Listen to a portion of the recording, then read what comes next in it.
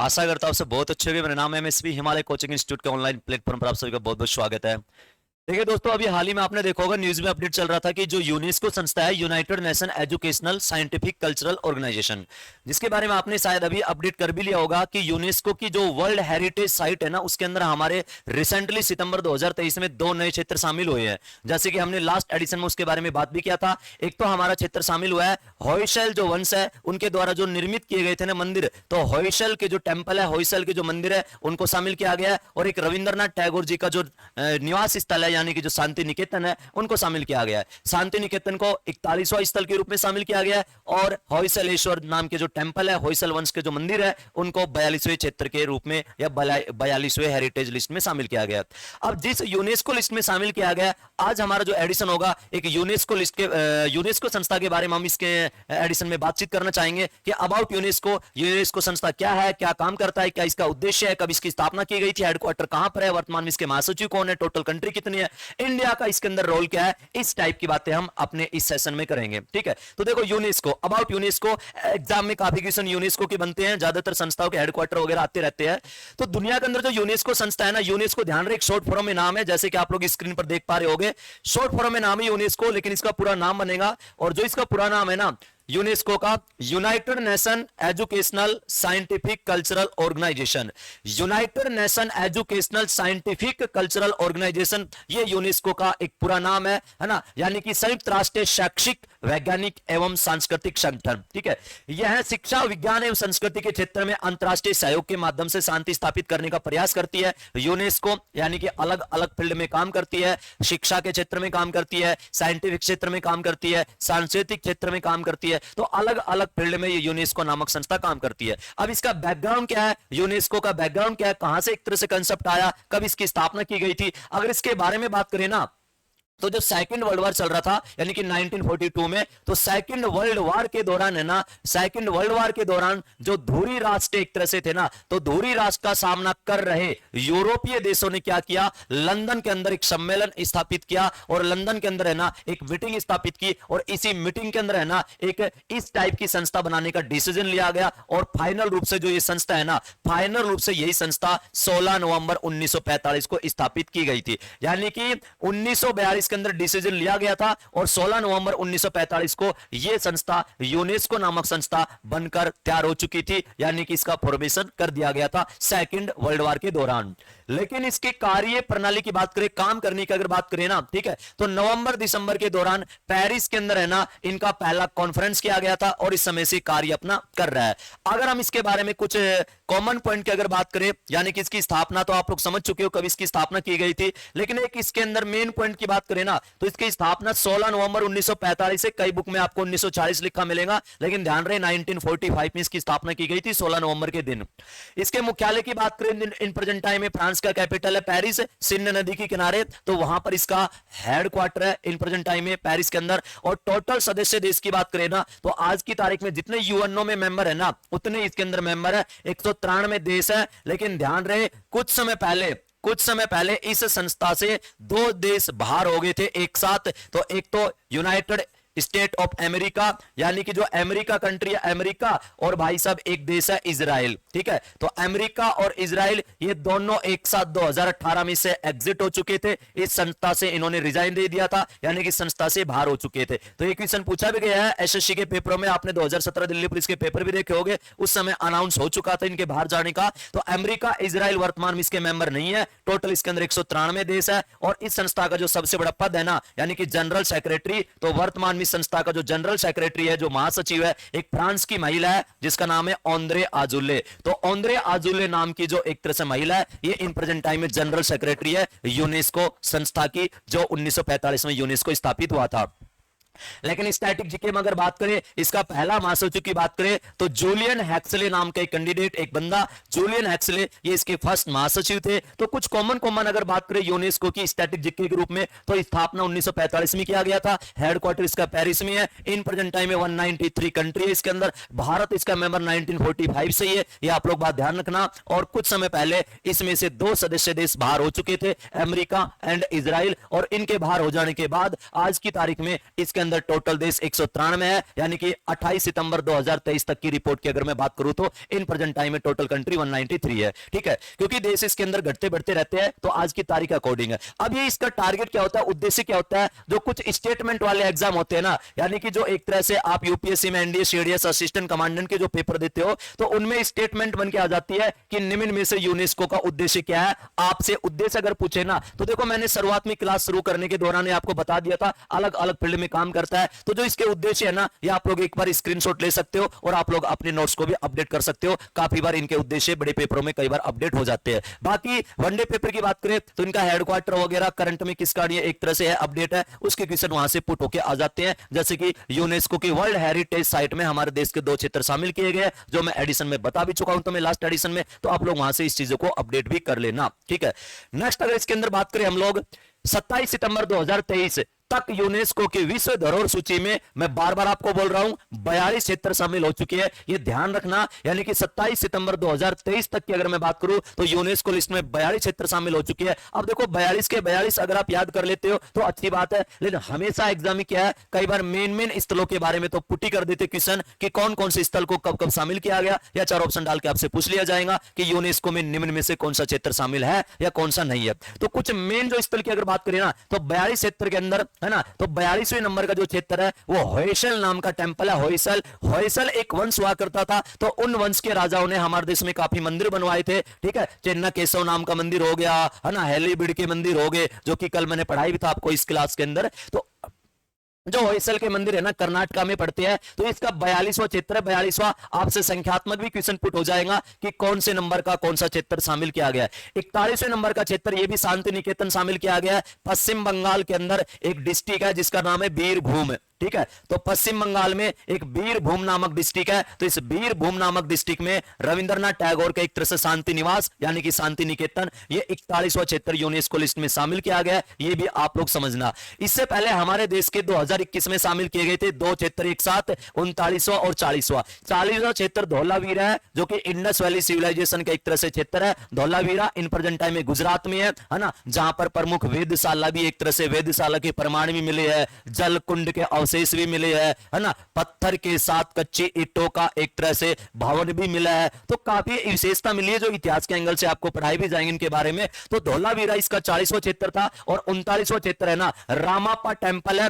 तेलंगाना के अंदर। रामाप्पा मंदिर तेलंगाना में एक हिंदू मंदिर है जो भगवान शिव को समर्पित है, यह इसका 39वां क्षेत्र शामिल किया गया था। रामाप्पा मंदिर हमारे देश में, रामाप्पा मंदिर आज से काफी साल पहले यानी कि 1213 ईस्वी के अंदर इस रामाप्पा मंदिर का निर्माण किया गया था। दक्षिण भारत के अंदर मंदिर है तेलंगाना स्टेट में इन प्रेजेंट टाइम में, तो ये भी यूनेस्को के हेरिटेज साइट में शामिल है। तो ये कुछ मेन है जो करंट में शामिल हुए थे, बट कुछ ऐसे अन्य क्षेत्र और है जो यूनेस्को लिस्ट में पहले से शामिल हो चुके हैं, है ना। टोटल 22 क्षेत्र है, सॉरी 42 क्षेत्र है, तो उन 42 में कुछ मेन है। जैसे कि और बात करना चाहेंगे हम लोग आगरा का किला। ठीक है, आगरा का जो लाल किला है जो मुगल सम्राट अकबर के शासनकाल में बनाया गया था, तो आगरा का किला आगरा में है, और अजंता एलोरा की जो गुफा है जो केव है महाराष्ट्र में, एंड ताजमहल जो कि आगरा में है। तो इन सभी को 1983 में शामिल किया गया था, 1983 में। तो सबसे पहले अजंता एलोरा शामिल हुआ था, है ना, ताजमहल, आगरा का किला वैसे एक साल यानी 1983 में शामिल किए गए थे, यूनेस्को लिस्ट में ये शामिल हुए थे।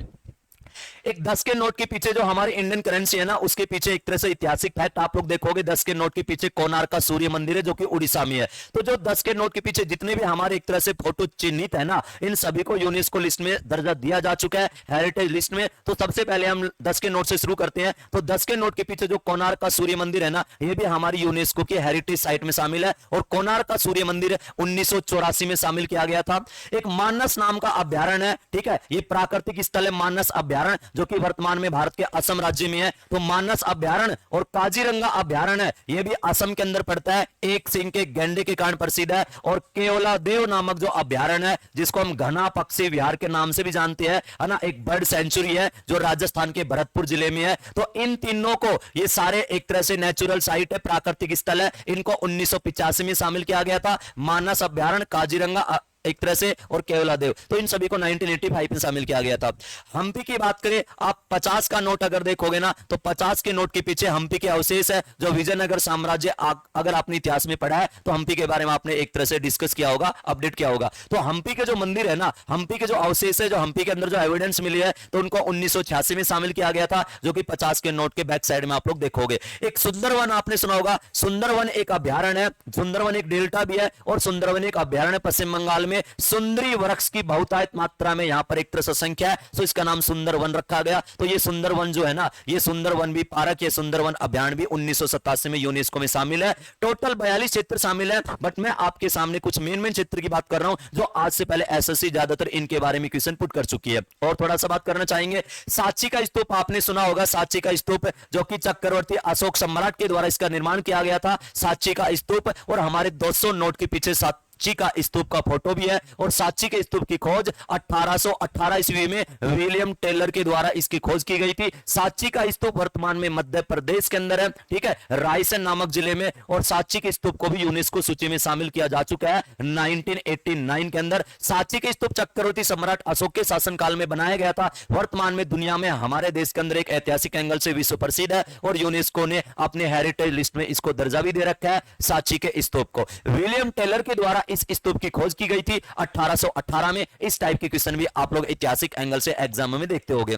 एक हुमायूं टॉम की बात करें, हुमायूं के मकबरे की अगर बात करें, हुमायूं का मकबरा दिल्ली में है, जो कि अकबर के शासनकाल में हुमायूं की पत्नी हाजी बेगम के द्वारा निर्मित करवाया गया था। तो हुमायूं का मकबरा, जिसको हम मुगलों का कब्रिस्तान के नाम से भी जानते हैं, हुमायूं का मकबरा, जिसके गुंबद में सबसे पहले संगमरमर का प्रयोग किया गया था, हुमायूं का मकबरा, जो कि इन प्रेजेंट टाइम में दिल्ली में है, ठीक है, 4 बाग शैली में निर्मित है हुमायूं का मकबरा। और कुतुब मीनार, ठीक है, तो इन दोनों को है ना 1993 में यूनेस्को की हेरिटेज सूची में शामिल किया गया था, ठीक है। तो दिल्ली के अंदर हुमायूं टॉम है और कुतुब मीनार है, तो इनको 1993 में शामिल किया गया था। इसी लिस्ट को अगर आगे हम लेकर चलते हैं, तो कुछ और भी ऐसे क्षेत्र है, 3-4 और हम आपको बता सकते हैं। लाल किले की बात करें, दिल्ली वाला रेड फोर्ट की अगर बात करें ना, तो ये भी यूनेस्को सूची में 2007 में शामिल किया गया था, जब मुगल शहंशाह एक तरह से शाहजहां वो अपनी राजधानी आगरा से दिल्ली स्थापित करता है, और एक शहर बसाता है शाहजहानाबाद, और वहीं पर एक फोर्ट स्थापित करता है, जिसको हम आज लाल किले के नाम से जान रहे हैं, उस किले को, है ना। तो ये भी यूनेस्को लिस्ट में 2007 में शामिल किया जा चुका था। जंतर मंतर भारत के 5 स्थानों पर है, आपने सुना होगा जंतर मंतर के बारे में, लेकिन जंतर मंतर दिल्ली में भी है, जंतर मंतर जयपुर में है, कुल मिलाकर भारत के 5 स्थानों पर है, जो आप इतिहास के एंगल से पढ़ोगे। तो जयपुर वाला जो जंतर मंतर है ना, उसको यूनेस्को लिस्ट में 2010 में शामिल किया गया था, इस बात को आप लोग समझना। एक स्टेप वॉल ऑफ क्वीन, यानी कि रानी की वाव, बावड़ी, एक बावड़ी है ना, 100 का नोट देखना आप लोग उसके बैक साइड में, तो स्टेप वॉल ऑफ क्वीन का आप में फोटो दिखाई देगा, यानी कि रानी की वाव का आपको फोटो दिखाई देगा। तो रानी की वाव भी यूनेस्को के हेरिटेज सूची में शामिल है। सन 2014 में रानी की वाव को शामिल किया गया था, ये आप लोग एक तरह से समझ पा रहे होंगे। नालंदा जो है ना, नालंदा यूनिवर्सिटी, उसको भी 2014 में शामिल किया गया था, ठीक है, ये सॉरी 2016 में शामिल किया गया था नालंदा को, ठीक है। तो रानी की वाव हो गया 2014। कंचनजंगा जो है ना, ये कंचनजंगा भाई साहब एक तरह से, ये कंचनजंगा जो है ना, ये कंचनजंगा, इसको शामिल किया गया था 2016 में, लेकिन यहां पर मैंने कुछ नोट के रूप में लिख रखा है, आप इस चीज को समझना, थोड़ा सा इंपॉर्टेंट लाइन होगी ये भी, कि कंचनजंगा राष्ट्रीय उद्यान भारत का पहला और एकमात्र मिश्रित विश्व विरासत स्थल के रूप में अंकित किया गया है। यानी कि एक ऐसा स्थल है जो यूनेस्को की लिस्ट में मिश्रित है, बाकी कोई हेरिटेज लिस्ट में नेचुरल है या कोई हिस्टोरिकल पैलेस है, लेकिन एक मिश्रित की अगर बात करें ना, तो एक कंचनजंगा मिश्रित है, जो 2016 में इसको शामिल किया गया था यूनेस्को की लिस्ट में। तो कुछ मेन ये चीजें मैंने बताई है, ऐसे काफी क्षेत्र यूनेस्को की लिस्ट में शामिल है, जैसे कि करंट की बात हम कर चुके हैं, 42वां क्षेत्र कौन सा गया, 41वां कौन सा गया, है ना। नालंदा को भी यूनेस्को सूची में एक तरह से शामिल किया जा चुका है 2016 में, चंडीगढ़ के कैपिटल कॉम्प्लेक्स को भी 2016 में शामिल किया जा चुका है। ऐसे काफी क्षेत्र जो यूनेस्को सूची में शामिल किए गए थे। काल का शिमला रेलवे है, 2008 में शामिल किया गया था। तो एक टोटल 42 क्षेत्र है, बट कुछ मेन क्षेत्र मैंने आपके सामने डिस्कस किए, जैसे कि आप लोग समझ पा रहे होंगे, और अपने नोट्स को आप लोग अपडेट कर सकते हो। नेक्स्ट अगर इसी कंटिन्यू के अंदर हम चलते हैं, तो यूनेस्को विश्व विरासत सूची 27 सितंबर 2023 तक की अगर मैं बात करूं, 27 सितंबर 2023 तक की बात करें हम, तो यूनेस्को के लिस्ट में है ना, हमारे दुनिया के देश कितने शामिल है, कौन कौन से टॉप पर है, वो तो बात अलग है, लेकिन भारत है ना 42 क्षेत्रों के साथ है ना, 42 क्षेत्र के साथ हमारा भारत छठे स्थान पर है। तो भारत के टोटल यूनेस्को हेरिटेज में 42 क्षेत्र है और भारत का एक तरह से छठा स्थान है। इसमें टॉप की बात करें ना तो टॉप कंट्रीज के अंदर कौन सा है, तो प्रथम स्थान पर इटली है और इटली के सितंबर 2023 तक की बात करें तो 59 स्थल 59 लोकेशन है। द्वितीय स्थान पर इसमें चाइना है, चीन कंट्री है, 57 स्थल है चाइना के, और हमारे अभी 42 क्षेत्र है और हम दुनिया में छठे नंबर की पोजीशन पर वर्तमान में एक्टिव है। ठीक है, ये यूनेस्को की हेरिटेज सूची में शामिल करने का जो एक तरह से ये सिस्टम है, ये 1972 में यूनेस्को की विरासत स्थल में क्षेत्रों को शामिल करने का प्लान तैयार हुआ था और 1972 से दुनिया के अलग अलग कोई भी हिस्टोरिकल पैलेस है या नेचुरल साइट है या कोई भी विस्तृत साइट है तो उनको यूनेस्को सूची में शामिल किया जाता है सन 1972 से। तो इनके बारे में आप लोग शायद समझ चुके होंगे, लेकिन मैं आपके सामने एक बात और करना चाहूंगा, आप इसको समझना। एक यूनेस्को होती है अमूर्त, ठीक है, अमूर्त सांस्कृतिक धरोहर। एक यूनेस्को होता है अमूर्त सांस्कृतिक धरोहर सूची, यानी अमूर्त सांस्कृतिक धरोहर सूची में क्या होता है, इसमें कोई ऐसे पर्सनल कोई क्षेत्र नहीं होते जो बनाए गए क्षेत्र है, यानी कि अमूर्त सांस्कृतिक जो है ना, इसमें देश की संस्कृति से संबंधित कोई भी तत्व शामिल हो सकते हैं, जैसे कि कोई भी डांस इसके अंदर शामिल हो सकता है इस लिस्ट में, है ना, या हमारे देश के कोई वैदिक मंत्र वंत्र इसमें शामिल हो सकते हैं, योग वगैरह इसमें शामिल हो सकते हैं। तो अमूर्त सांस्कृतिक में ज्यादातर देश की संस्कृति को शामिल किया जाता है। और हमारे देश के वर्तमान तक की बात करूं ना तो भारत के ऐसे टोटल 14 तत्व है या 14 ऐसे क्षेत्र है जो यूनेस्को की अमूर्त सांस्कृतिक सूची में शामिल है। तो हम उसके अंदर बात करेंगे कि भारत के टोटल यूनेस्को की अमूर्त सांस्कृतिक सूची में है ना 14 क्षेत्र शामिल हो चुके हैं। तो उसके अंदर अगर हम बात करें फर्स्ट की अगर बात करें ना, इसको थोड़ा सा इधर लेकर आ जाते हैं हम लोग। अगर यूनेस्को की अमूर्त सांस्कृतिक धरोहर सूची में पहला ही बात करें, पहला कौन सा क्षेत्र शामिल हुआ था भारत का, तो जो वैदिक सभ्यता आपने पढ़ा होगा, वैदिक है ना, तो वैदिक सभ्यता के जो मंत्र वंत्र है, मंत्रोच्चारण, वैदिक सभ्यता के जो मंत्रोच्चारण है ना, वैदिक सभ्यता के जो मंत्र है ना, मंत्र जो वैदिक सभ्यता के है उनको यूनेस्को सूची के अमूर्त सांस्कृतिक धरोहर में शामिल किया था 2008 में। और 2008 में है ना, सन 2008 में इस लिस्ट में रामायण, ठीक है, रामायण और जो रासलीला है, रामायण और रासलीला, रामायण और रासलीला जो है ना, रामायण और रासलीला के जो प्रदर्शन है ना वो भी 2008 में शामिल किए गए थे। तो अमूर्त सांस्कृतिक धरोहर सूची में यूनेस्को के टोटल भारत के 14 क्षेत्र शामिल है। 2006 से ये क्षेत्र दुनिया में शामिल करने की पेशकश की गई थी और हमारे देश का पहली बार 2008 में शामिल हुआ था अमूर्त सांस्कृतिक धरोहर सूची में। सबसे पहले वैदिक मंत्रोच्चारण को शामिल किया था, रामायण रासलीला को 2008 में शामिल किया गया था। ऐसे टोटल भारत के 14 क्षेत्र शामिल हो चुकी है। अगर हम करंट की बात करें ना, करंट की बात करें तो सन 2021 में, ठीक है, सन 2021 की अगर बात करें तो सन 2021 में यूनेस्को की अमूर्त सांस्कृतिक धरोहर सूची में दुर्गा पूजा को शामिल किया गया था। पश्चिम बंगाल की जो दुर्गा पूजा है उसको शामिल किया गया था 2021 में। लेकिन हमारे देश के द्वारा ही योग डे मनाने की पहल की गई थी, आपने सुना होगा 2015 में, और प्रतिवर्ष 21 जून को योग दिवस मनाया जाता है। जो योग है ना, योग, ये योग भी यूनेस्को की अमूर्त सूची में शामिल है। और यूनेस्को की अमूर्त सूची में योग को कब शामिल किया गया था, तो यूनेस्को की अमूर्त सांस्कृतिक धरोहर में योग को 2016 में शामिल किया गया था। ये आप लोग एक तरह से समझ सकते हो। एक आपने सुना होगा हमारे देश के अंदर एक छऊ नाम का डांस है जो आजकल क्लासिकल कैटेगरी में शामिल हो चुका है। एक छऊ नाम का डांस हो गया और एक कालबेलिया नाम का जो राजस्थान का एक तरह से डांस है। छऊ नाम का डांस है ना वो पूर्व भारत में किया जाता है, सामान्यतः झारखंड में होता है वैसे छऊ, और कालबेलिया राजस्थान में। तो छऊ और कालबेलिया जो नृत्य है ना ये यूनेस्को की अमूर्त सांस्कृतिक धरोहर में 2010 में शामिल किया गया था। ये आप लोग शायद एक तरह से इन चीजों को समझ पा रहे होंगे। तो अमूर्त सांस्कृतिक धरोहर सूची में टोटल 14 क्षेत्र शामिल हुए हैं